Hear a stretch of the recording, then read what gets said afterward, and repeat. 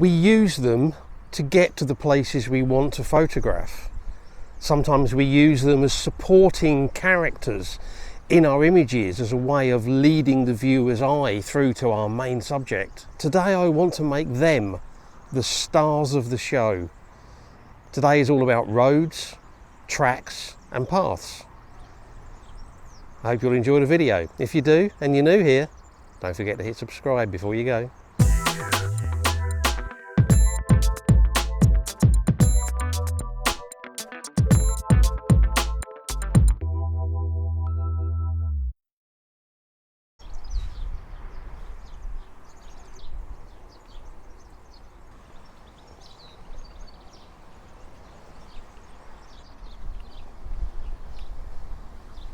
This is another one of those little creative exercises that I like to do, and I've done a few recently. Photographing shadows was one that I did a little while ago, and this morning I found myself thinking about roads and tracks and paths and thinking, how often do I go along a road or a track or a path and maybe not think about that in and of itself as a subject?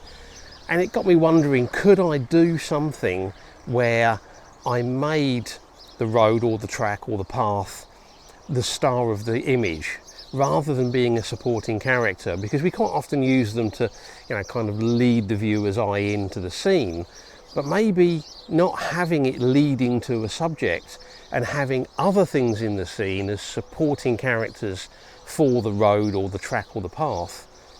That might be an interesting exercise. So that's what I've decided to do. So I've come out for a walk. We've got some country roads. We've got some bridges over some main roads.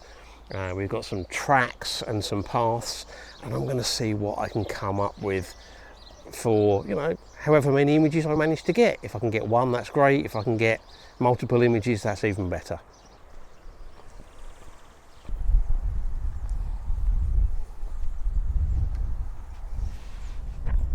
I've come up this side trail at the moment, and this track goes all the way up. There's some trees and bushes on either side. There is actually some buildings up there. There's some buildings further up. There's a hill in the background. And then, unfortunately, it's blue skies. Blue skies are not ideal, as we all know. So I'm going to want to minimise the amount of sky in any scene that I shoot. It's very likely that I will go black and white with this. But even if I don't, I've actually put my camera onto black and white mode, so that whatever preview it shows me will be in black and white. And the reason for that is sometimes just having it in black and white really makes you focus on the composition and the lines and the shapes rather than any colours, which can be distracting. So even if I'm not shooting in black and white, sometimes if I'm not sure, putting the camera in black and white mode helps me to see whether the composition is likely to work. And of course, because I'm shooting in RAW, the image that I get back on the computer is still in colour, so I can choose then to go colour or black and white if that's necessary. Now, first thoughts would be perhaps to get low down to the road, but the road surface is, just sort of rough, bits of concrete, pebbles, that sort of thing. So I don't think I want to get too close to it. So probably from a reasonable height, concentrating on the line of the road going in, with the sort of trees and bushes on either side and the hill in the background. And I want to try to make sure that I've got as much of the sweep around in as possible. Now there is a car parked by one of the buildings up there, because I think it's somebody's house. And I'm going to try to use some branches sticking out from this tree on the left to hide that in the scene, because I don't really want it in there, and I don't really want the hassle of trying to take it out later. Not too wide angle, and as I said, a minimal amount of sky, maybe a quarter of the top of the frame sky, something like that.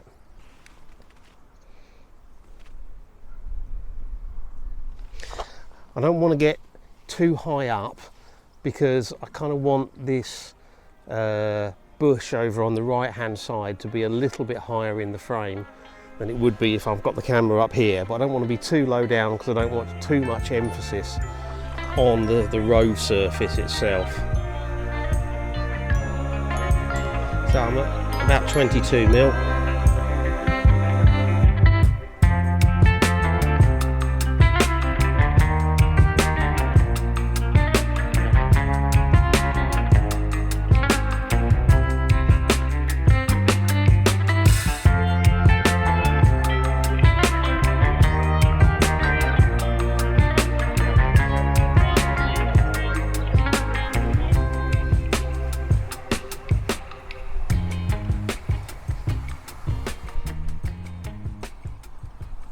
Arguably I'm a little bit off topic on this one, but there's this old house here. Now it's definitely part ruined, it's not occupied, but it is private property, it's fenced in. But there's just something about it with all the grasses around it, and yes, there is a road leading down by the side of it.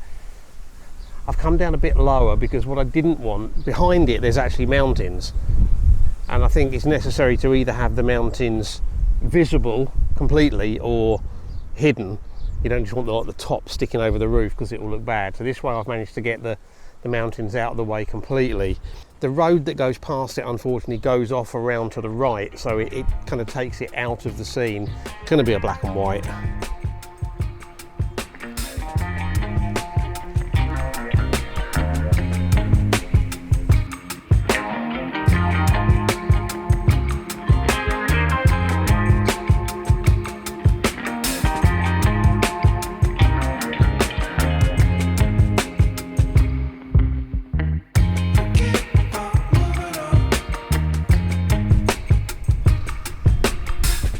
I'm going to have a little wander around and just see if there's a different angle to shoot it from, which lets me use the road. But I couldn't resist getting that shot while I was walking past.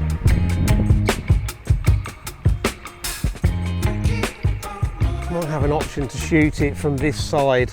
The road still goes up and past it, but it doesn't curve away quite so obviously. We've got fences and fields over this side. There's an irrigation channel on the other side. And again, I'm thinking black and white, probably quite a lot of contrast in there because the house is quite pale, the fields are very green, there's quite a lot of greenery around, so you know we're going to have like a pale road, pale house. There's a car coming.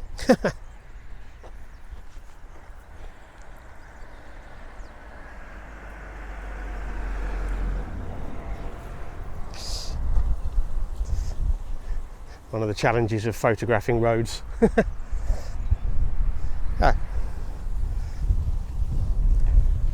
It's worth a go. And again, we'll minimise the amount of sky in there. So probably only about a quarter sky, if that.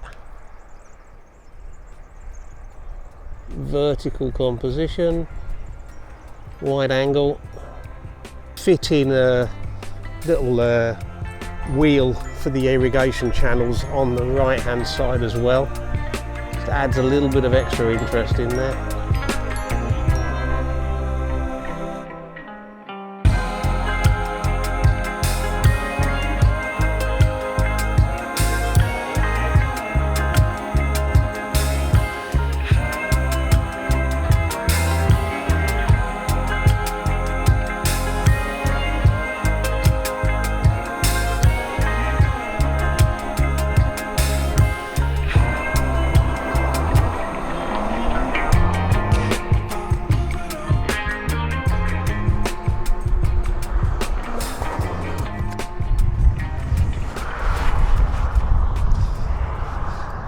Standing on a bridge that goes over one of the sort of main roads through the area.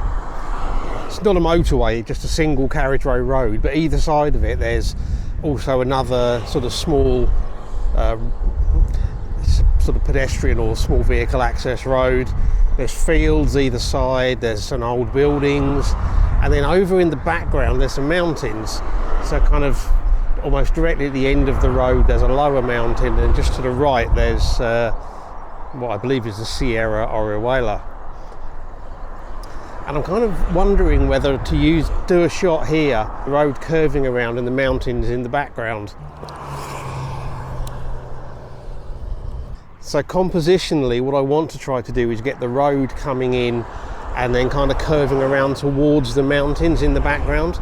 There's a really tall palm tree over on the right hand side that I want to try to make sure is clear of the mountains. There's also some cables running across that I may, if I think the image is good enough, I may spend the time to take out, and including the poles that they're on.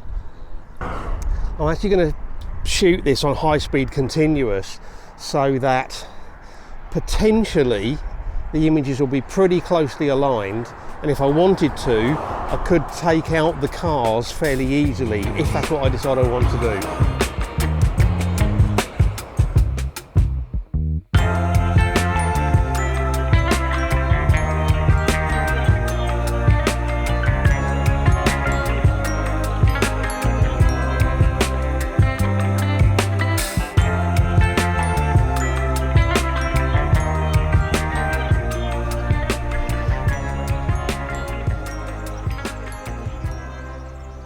I must admit, this little challenge I've set myself has proven to be a little bit harder than I thought. Surprising how often I see a scene and I think it's going to work until I start to really examine the composition. This is just a path that runs down and basically both sides of here are lemon trees. But I'm thinking wide angle, horizontal composition. I've got to be careful, I don't want this.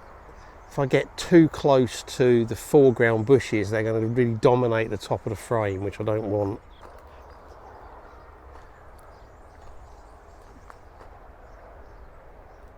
What I'm trying to do is get some symmetry between the angle of the plants coming in along the bottom of the path and the angle they create in the sky.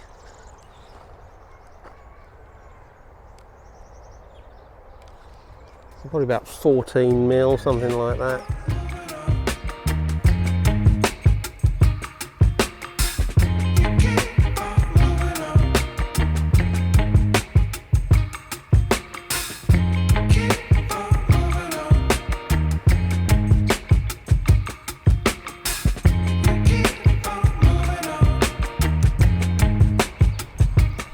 Well, that was perhaps a slightly tougher exercise than I thought it was going to be. Did kind of go off track a little bit a couple of times in terms of what I was shooting, but hopefully some interesting images, something a bit different. You may have noticed most of the time over the last few months I've been doing my photography during the daytime, and that's because I've been wanting to take advantage of that whilst the weather hasn't been too hot for it. It's almost the end of May as I'm filming this, and the weather is definitely getting warmer, so I suspect maybe another week or so, maybe 2 weeks, and then my photography will be shifting to more early morning stuff. I should be going out while it's cool. Anyway, I hope you've enjoyed this video. Thank you very much for watching, and until next week, bye.